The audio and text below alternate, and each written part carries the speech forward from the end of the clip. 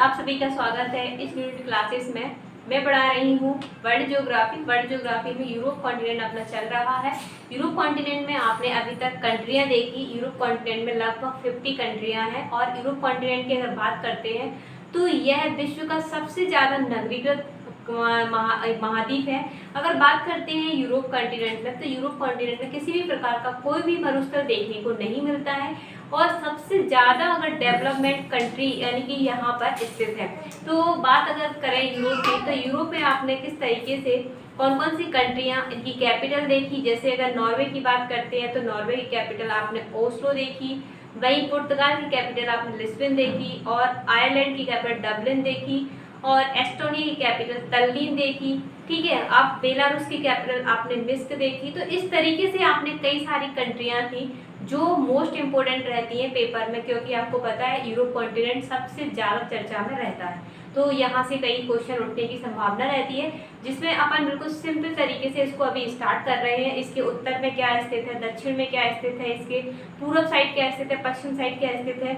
इसमें यूरोप को एशिया से अलग करने वाली चीज़ें देखते हैं। यूरोप और एशिया का जो मिक्स पार्ट रहता है उसको बोलते हैं यूरेशिया।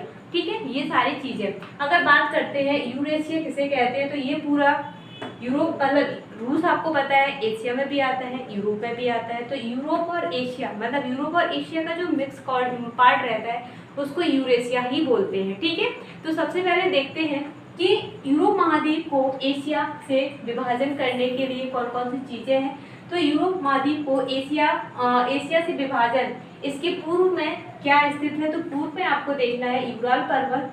और जल विभाजक की अगर बात करते हैं तो जल विभाजक के रूप में यूराल नदी, कैस्पियन सागर काम करते हैं। अगर बात करते हैं यूराल पर्वत, तो आपको यूराल पर्वत, ये जो यूराल पर्वत लिखा है, ये पॉइंट नंबर 1 इधर इस तरीके से फैला हुआ है यूराल पर्वत। आप मैप में देखोगे आपको मिल जाएगा।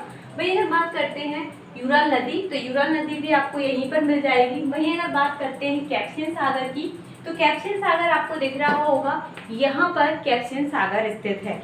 ठीक है, ये जो है यूरोप को एशिया से अलग करने वाली चीज़ें पढ़ रहे हैं, जिसमें आपको देखना है यूराल पर्वत इसके पूर्व में है, यूराल पर्वत के बाद यूराल नदी भी इसके पूर्व में है, कैस्पियन सागर भी आपको दिख रहा होगा इसके पूर्व में स्थित है।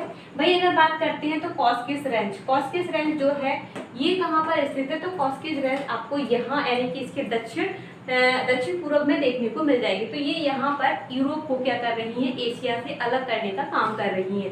तीनों चीजें याद रखना है, यूराल पर्वत, यूराल नदी, कैस्पियन सागर और आपका हो गया कॉस्केसस रेंज। तो ये मोस्ट इम्पोर्टेंट है, ठीक है, आपके एग्जाम के लिए। वही अगर बात करते हैं यूरोप में यानी कि इसके दक्षिण में क्या स्थित है, यूरोप के दक्षिण में आपको काला सागर नजर आ रहा होगा। वहीं अगर बात करते हैं यूरोप के उत्तर में आर्कटिक महासागर स्थित है, ये याद रखना है। वहीं अगर बात करते हैं पश्चिम में अटलांटिक महासागर, तो आपको यहाँ पर पश्चिम में अटलांटिक महासागर, यहाँ पर पॉइंट नंबर 3 लिख देते हैं क्योंकि यहाँ पर स्थित है पश्चिम में अटलांटिक महासागर, और इसके दक्षिण में यहाँ पर मिल जाएगा भूमध्य सागर। तो ये सारी चीज़ें आपको समझ में आ गई होंगी, क्योंकि पहले लोकेशन तो देखने की कौन सी चीज़ कहाँ पर स्थित है, कौन कौन से महासागरों में, कौन कौन से सागरों में यह यूरोप महाद्वीप स्थित है। ठीक है, ये सारे पॉइंट है।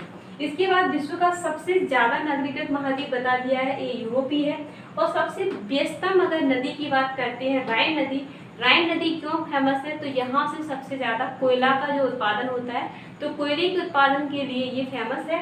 और सबसे बिजी अगर बात करते हैं विश्व की सबसे व्यस्तम नदी है राइन नदी। ठीक है, तो ये आपके पॉइंट ये हो गए। महाद्वीप में कुछ पॉइंट और देखते हैं, जिसमें आपको कई बार आपने सुना होगा यूके यानी कि यूनाइटेड किंगडम, जिसकी कैपिटल लंदन है, ये सभी लोग जानते हैं। लेकिन आपको इसमें देखना है कि उत्तरी इसमें कौन कौन सी कंट्री है, मतलब कौन कौन से देश इसमें आते हैं। तो सबसे पहले आपको देखना है किससे मिलकर बना है, ये पॉइंट है। तो उत्तरी आयरलैंड, इंग्लैंड, वेल्स, स्कॉटलैंड। सबसे पहले अगर बात करते हैं उत्तरी आयरलैंड की, तो ये आपको नॉर्थ आयरलैंड दिख रहा है, ये बगल में छोटू सा है। उत्तरी आयरलैंड ये मिल जाएगा, उसके बाद आपको इंग्लैंड यहाँ मिलेगा, वेल्स भी यहीं मिल जाएगा, स्कॉटलैंड यही मिल जाएगा। तो इसमें ये चार जो है वो चार देश, मतलब चार अगर बात करते हैं, इन चारों का ग्रुप, इनका ग्रुप क्या कहलाता है, यूनाइटेड किंगडम कहलाता है। उत्तरी आयरलैंड, इंग्लैंड, वेल्स, स्कॉटलैंड। ठीक है, ये चीजें आपको याद रखनी है। मैं अगर बात करते हैं डेन्यूब रिवर, यानी कि यूरोप महाद्वीप की सबसे अगर बड़ी नदी की बात करते हैं तो ये नदी है डैन्यूब रिवर। जिसमें अगर बात करते हैं डैन्यूब रिवर आपको ये इस तरीके से मिल जाएगी, जो कहाँ से निकलती है, यानी कि ऑस्ट्रिया से इसकी स्टार्टिंग होती है। ऑस्ट्रिया, बुल्गारिया, चेक गणराज्य, स्लोवाकिया, यूगोस्लाविया, रोमानिया, यानी कि रोमानिया से होकर यूक्रेन की सीमा बनाती हुई कहाँ गिरती है, तो ये आपको याद रखना है, यूक्रेन की सीमा बनाती हुई यहाँ काला सागर में गिर जाती है। यहाँ लिख देते हैं काला सागर। तो ये किस में गिरती है? काला सागर में। कहाँ गिरती है? काला सागर में, ठीक है। बुडापेस्ट, इसके बाद अगर बात करते हैं इस पर कौन कौन से बंदरगाह या कौन कौन से शहर स्थित हैं, तो सिंपल सी आपको याद रखना है, 3-4 शहर इस पर स्थित हैं। इनको ही बंदरगाह कहते हैं, इनको ही शहर कहते हैं। जैसे अगर बात करते हैं बुडापेस्ट, हंगरी की कैपिटल है बुडापेस्ट, बुकारेस्ट रोमानिया की कैपिटल, वियना ऑस्ट्रिया की कैपिटल, बेलग्रेड सर्बिया की कैपिटल, और इस तरीके से ये नदी पर ये बंदरगाह बने हुए हैं। तो आपको ये सारी चीज़ें जो पॉइंट नंबर 8 है ना, पूरा पॉइंट आपको यहाँ पर मिल जाएगा, ठीक है। तो किस तरीके से आपने देखा कि यूनाइटेड किंगडम में उत्तरी आयरलैंड, वेल्स और आपको याद रखना है स्कॉटलैंड, और क्या शामिल है इसमें इंग्लैंड शामिल है, ये चीज़ देखी आपने। उसके बाद डैन्यूब रिवर, यानी कि इसकी सबसे, इस यूरोप महाद्वीप की सबसे लंबी नदी है, जो कहाँ से शुरू होती है, यानी कि ऑस्ट्रिया से शुरू होती है और यूक्रेन की बॉर्डर लाइन बनाती हुई काला सागर में गिर जाती है। ये चीज़ें इस पे बुडापेस्ट, बुकारेस्ट, रोमानिया, ये सारे मतलब बंदरगाह इस पर स्थित हैं, ये चीज़ें। अब इसमें आपने जो चीज़ सीखी है ना, उसको आपको मैप में देखनी है। अब इसमें कल फिर से आगे जो फैक्ट के रूप में है वो सारी चीज़ें हम आपको देंगे, विद मैप में आपको दिखाते जाएंगे कि ये चीज़ यहाँ मिलेगी, यहाँ मिलेगी।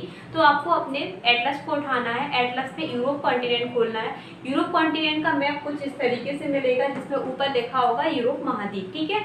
अगर देखना नहीं आता है तो आप ऊपर देख सकते हो, लाइन लिखी रहती है उस पर यूरोप महाद्वीप। तो कल फिर मिलते हैं। इसके लिए सबसे पहले आपको क्या करना है, मैं आपसे फिर कहूँगी कि प्लीज़ वीडियो को लाइक, शेयर, सब्सक्राइब कीजिए। अगर वीडियो आपको अच्छा लगता है अपने दोस्तों को बताइए। यहाँ पर कंप्लीट जीएस मैं यहाँ पर करवाऊँगी आपको, कोई भी टॉपिक आपका यहाँ नहीं छूटेगा, विद कॉन्सेप्ट के साथ। तो थैंक यू।